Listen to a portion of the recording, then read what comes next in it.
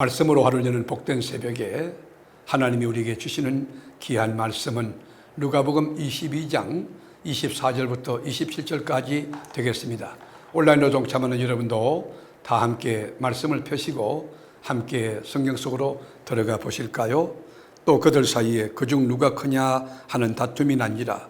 예수께서 이르시되 이방인의 임금들은 그들을 주관하며 그 집권자들은 언인이라 칭함을 받으나 너희는 그렇지 않을지니 너희 중에 큰 자는 젊은 자와 같고 다스리는 자는 섬기는 자와 같을지니라. 앉아서 먹는 자가 크냐 섬기는 자가 크냐 앉아서 먹는 자가 아니냐.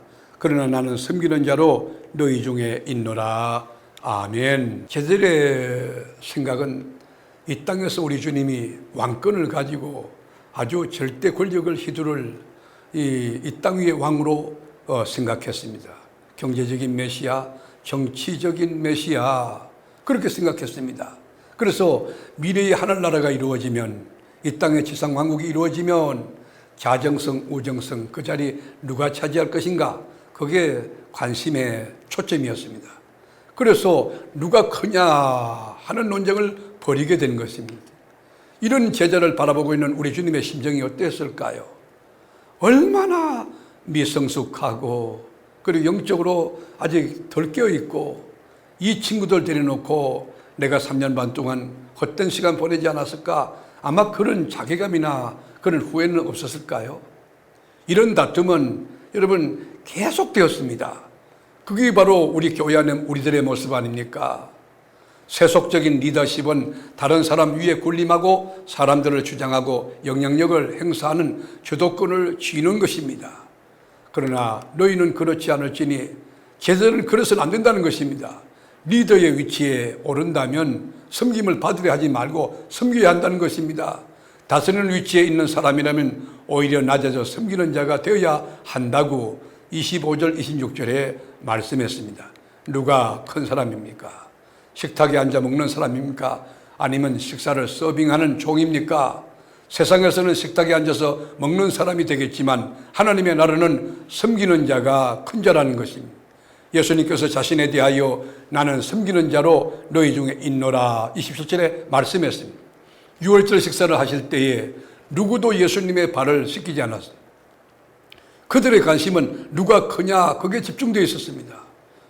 주님은 그런 제자들의 발을 친히 씻겨 주셨습니다. 그래서 요한복음 13장 12절에 보면 내가 너희에게 행한 것 같이 너희도 행하게 하려 하여 본을 보였노라. 스승으로서 제자의 발을 씻긴 것이에요. 의로우신 하나님으로서 피조물 죄인된 인간의 발을 씻겨준 것이에요. 지금 제자들이 꿈꾸고 있는 세상이 어떤 세상입니까? 야망을 이루는 이 땅에서 뭐가 되고 막 이렇게 명예를 가지고 권력을 가지고 휘두르는 그런 휘황찬란한 세상을 보지만 우리 주님은 말씀하기를 너희는 그렇지 않을지니 그랬어요. 너희는 그래서 안 된다는 것입니다. 세상에서는 앉아서 대접을 받는 자가 크지만 하나님의 나라는 섬기는 자가 큰 자가 된다는 것입니다. 우리 28절 보시죠. 너희는 나의 모든 시험 중에 항상 나와 함께한 자들인즉 3년 동안 예수님과 동고동락하면서 주님 편에 서 있었던 그런 사람들이라는 거예요. 제들이 표면적으로 볼 때는 모든 것을 다 버리고 주님을 따라왔고 3년 동안 주님과 동고동락했습니다. 그러나 책망도 많이 받고 신실하지 못한 부분이 너무 많았습니다. 그렇지만 우리 주님은 곁에 있는 제자들을 신실하게 함께 있어온 제자들이라고 인정해주고 칭찬하십니다. 이것이 주님의 사랑입니다. 주님께서는 우리들을 사랑하고 믿어주시고 그리고 끝까지 기다려주시고 또 기다리시는 거예요. 주님이 고난을 받으실 때 비록 주님을 떠난 적이 있지만 후에 제자들은 복음을 위하여 자신의 생명을 드리는 길을 걷게 되고 하나님의 나라에서 특별한 자리를 차지하게 될 것이라고 주님이 말씀하셨습니다. 30절에 보십시다. 너희로 내 나라에 있어 내 상에서 먹고 마시며 또는 보좌에 앉아 이스라엘 12지파를 다스리게 하려 하노라. 베드로가 3번 우리 주님을 부인했지만 여러분 다부는 소리 듣고 하나님 말씀이 생각나서 통곡했지 않습니까? 베드로는 교회 리더였습니다. 복음을 전하는 사명을 감당하면서 박해 가운데 있는 성도를 위로하고 격려하기 위해서 믿음을 굳세게 해주는 일을 하다가 영광스러운 순교하고 인생을 마쳤습니다. 주님은 나를 잘 아십니다. 우리 주님은 지금도 아버지 보좌 우편에서 날 위해 기도하고 계시는 거예요. 우리가 예수님의 변함없는 사랑을 기억하고 하나님의 사람으로 살 수 있는 것은 우리를 위한 주님의 중보기도와 붙드심 때문이라고 생각하는 것입니다.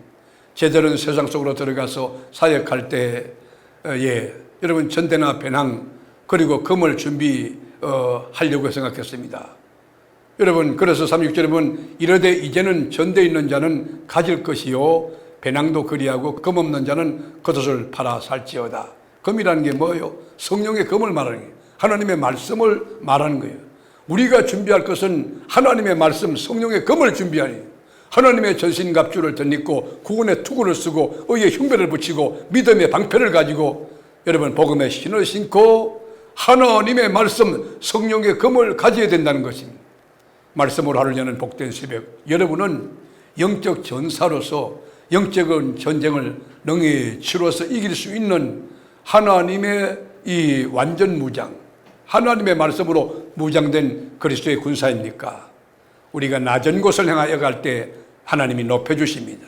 오늘도 십자가로 나를 쳐서 겸손한 자리, 온유한 자리로 내려가고 모든 사람을 주님 대하듯이 겸손함으로 대함으로 하나님의 영광이 머물고 주님이 기뻐하는 복된 하나님의 사람 되시기를 주님의 이름으로 축원합니다.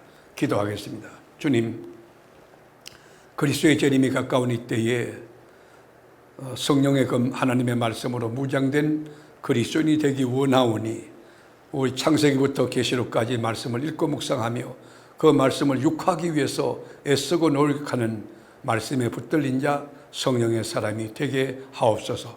오늘도 주신 말씀 생각하며 하루 일과를 열어갈 때 주님과 동행하는 즐거움, 주님과 함께하는 아름다운 그런 삶의 승리가 일어나게 하옵소서.